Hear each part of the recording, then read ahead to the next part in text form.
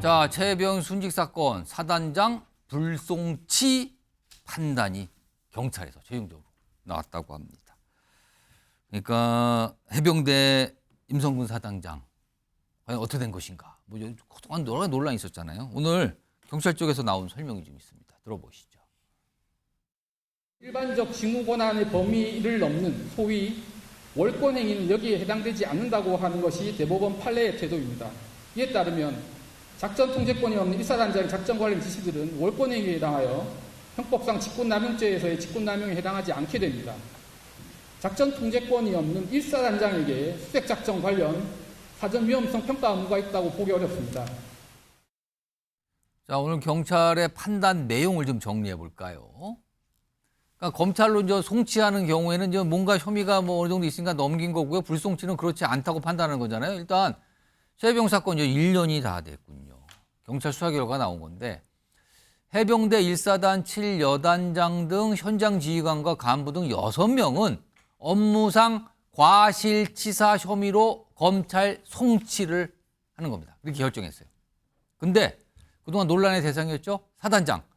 임성근 전 해병대 1사단장과 하급 간부 2명에 대해서는 혐의 없음으로 판단해 불송치를 결정한 겁니다. 검찰 쪽으로 넘어가지 않는다는 거예요. 특히 임성근 전 사단장에 대한 저런 결정, 설명을 좀 자세히 내놨거든요. 오늘 경찰이 그 내용 좀 보죠. 더. 사건의 가장 큰 원인은 제11포병 대대장의 허리 아래까지 들어가라는 임의 수색 지침 변경이다. 임 전 사단장은 대대장의 지침 변경 예상할 수 없었기에 혐의 적용이 어렵다. 인과관계 혐의 인정하기 어렵다라고 판단을 한 겁니다. 차정 교수님, 예. 어떻게 보셨어요?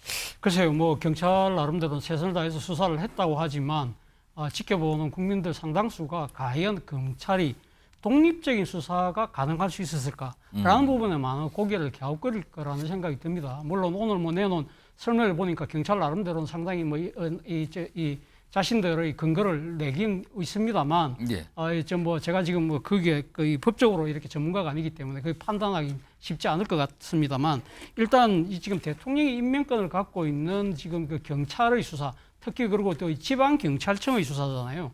그리고 특히 이번 정권 들어서는 또 이 행안부에 경찰국을 신설하면서 경찰에 대한 통제가 상당히 강해졌다는 것이죠. 그리고 특히 임성근 사단장의 이 거치와 관련해서는 자칫 잘못하면 이것이 만약에 송치로 결론 났을 경우에는 사실은 이 정권의 그 조치하고 정반대되는 상황을 초래하는 상황이기 때문에 이러한 이 정치적 부담을 경찰이 감내할 수 있었을까?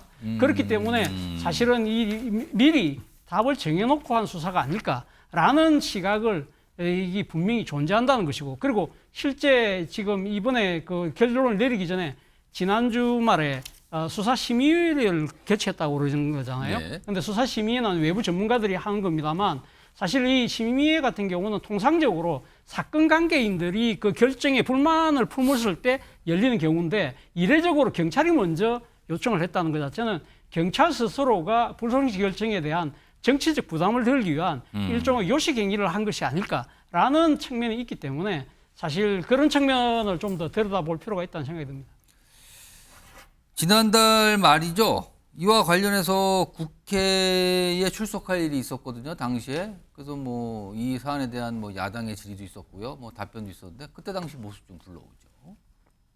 임성근 증인에게도 증인 선서를 거부하시겠습니까? 네, 피고발인 신분으로 증인 선서를 거부할 수 있는 권리가 있습니다.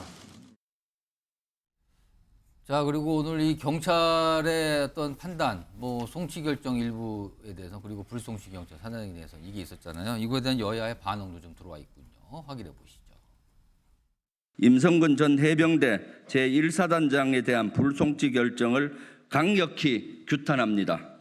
1년이나 끌어온 수사인데 그 결과가 고작 이겁니까? 윤 대통령은 수사가 미진할 경우 특검을 요구하겠다고 약속했습니다. 이제 그 약속을 수용할 때입니다. 수사로 밝혀진 사실관계를 통해 진실규명에 한 발 더 다가섰습니다. 안타까운 희생을 정쟁의 도구로 삼는 일이 계속되어서는 안 됩니다. 상설특검 성격인 공수처가 수사 중인 사안에 또다시 특검을 하자며 때를 쓰고 있습니다. 답정너식 정치 특검의 피해자는 결국 국민입니다. 조혁진 변호사, 이게 네네. 검찰로 넘어간 거잖아요? 안 넘어갑니다. 안 넘어갑니까? 이게 불송치는 무혐의랑 그러니까 똑같은 송치된 거고요. 건 넘어가. 불송치가 되면 이걸로 끝나는 겁니까? 그렇죠. 그럼 검찰 쪽에서는 더 이상 그거는 들여다보지 않습니까? 검찰에서 볼 수 없게끔 지난 정권에서 어. 형사소송법을 개정해 버렸어요. 아, 그렇기 때문에 지금 조금 전에 차재원 교수님 같은 우려가 있기 때문에 경찰 입장에서는 수사심의위원회를 할 수밖에 없었다라고 생각이 되고요. 예. 경찰보다도 더 전문가들이라고 할 수 있는 뭐 형법 교수들이나 예. 법조인들이나 이런 사람들이 수사심의위원회 열어가지고 그 결과를 갖다가 낸 건데 그 수사심의에 관한 규칙이 있거든요. 18조에 어떻게 되어 있냐면 경찰청장은 위원회의 심의 결과를 최대한 존중하여야 한다 이렇게 돼 있어요.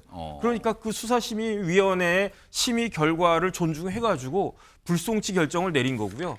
옛날에 저희가 공부하고 그럴 때에는 경찰이 어떻게 올리든지 간에 무조건적으로 기소할지 불기소할지 여부를 검사가 정하도록 그렇게 되어 있었는데 2020년에 그러니까 문재인 정권 때 형사소송법 개정해가지고 245조의 5를 신설해 버렸어요. 그래서 경찰이 불송치했을 경우에는 검사가 어떻게 할 수 있는 방법이 없습니다. 아 그걸로 끝나는 겁니까? 그걸로 끝나는 거예요. 그래서 검사한테 기소할 거는 그 송치할 거고 기소가 아니다. 경찰이 봤을 때도 이건 무혐의다. 그럼 여기서 끝나는 건데 예. 마지막 남은 딱 하나 단서가 뭐냐면은 고소인이 이의 신청을 할 수 있어요. 근데 이때 고소인은 누구냐? 그 순직한 최혜병의 부모님입니다. 그래서 그 부모님이 아 이거 경찰에서 지금 뭐 이렇게 그 불기소한 게 예. 마땅하지 않고 난 거기 인정 못하겠다. 예. 그러면 이의 신청하면 그때 검찰에서 다시 볼 수가 있는데 그렇지 않을 경우에는 저 판단이 종국적인 결정이 되는 겁니다. 알겠습니다. 오늘 뭐 경찰 수사 결과 발표까지 전해드렸습니다.